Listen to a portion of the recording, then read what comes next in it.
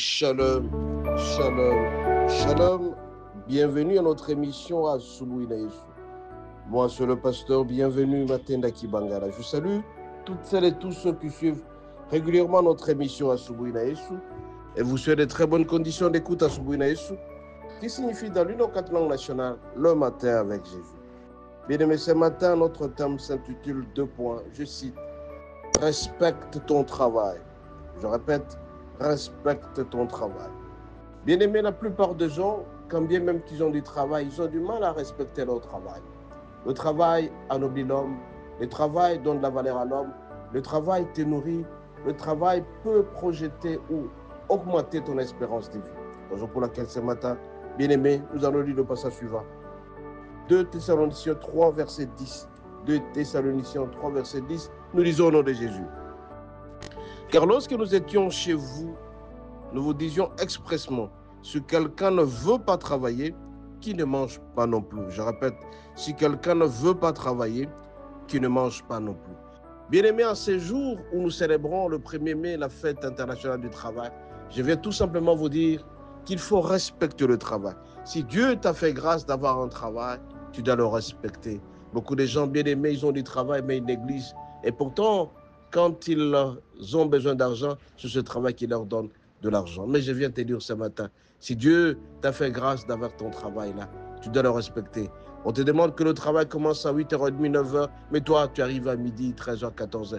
Et quand tu manqueras ton travail, tu vas te plaindre à jamais. Et ça, c'est pas intéressant.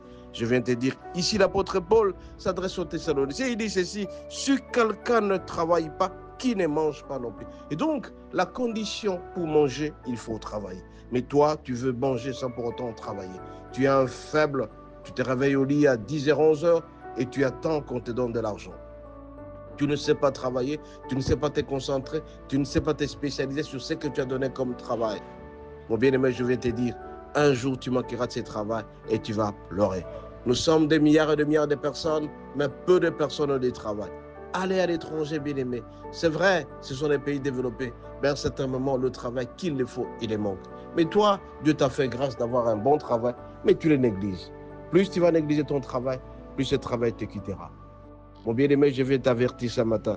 Si tu veux garder ton travail éternellement, 1. Développe l'amour de ce travail. 2. Exécute des travaux qu'on t'a donnés. 3. N'oublie pas tes dîmes et tes offrandes quand tu y seras rémunéré. Mais ce matin, je vais te rappeler qu'il est important de respecter ton travail. Quelqu'un qui respecte son travail, Dieu va le hisser, va encore le bénir davantage et il réussira certainement sa vie. Mais il est dit ici dans Thessaloniciens, si tu ne travailles pas, tu ne mangeras pas non plus. Mais toi, tu veux manger sans pour autant travailler. Tu exiges qu'on te donne un grand travail et pourtant tu es un fainéant. Un fainéant n'a pas droit au travail. Un fainéant n'a pas droit à la rémunération. Un fainéant n'a pas droit au salaire. En ces jours du 1er mai, je viens te rappeler que tu dois respecter ton travail. Respectes-tu ton travail? Ou tout simplement, quelqu'un qui t'a donné du travail, tu dis, ah, ça c'est quel genre de travail? Mon bien-aimé, quelle que soit la nature du travail que tu as, mais apprends à le respecter. Et si jamais tu ne le respectes pas, mon bien-aimé, je suis très désolé de te dire qu'un jour, ce travail te quittera parce que tu ne veux pas le respecter, parce que tu ne l'aimes pas. Au lieu d'arriver à temps au travail, tu préfères commencer à faire de maçonneau par-ci, par-là. Je te rappelle, ce que tu fais, tu vas s'aimer certainement. Si tu ne veux pas travailler, eh bien, ce travail te quittera. Comment un fonctionnaire peut débarquer au travail à 11h et pour quitter le boulot à 11h30? Et donc, il n'aime pas ce qu'il fait.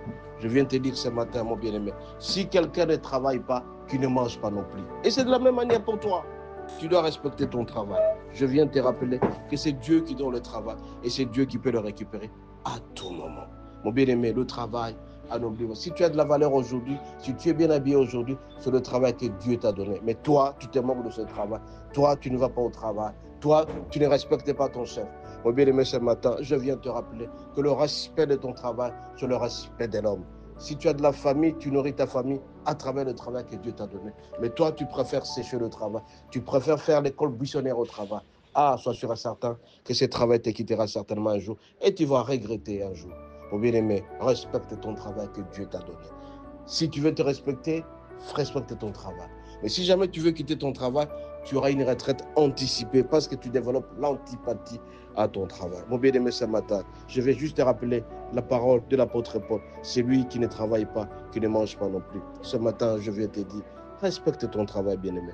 Si tu respectes ton travail, tu seras béni certainement. Soyez bénis. À la prochaine.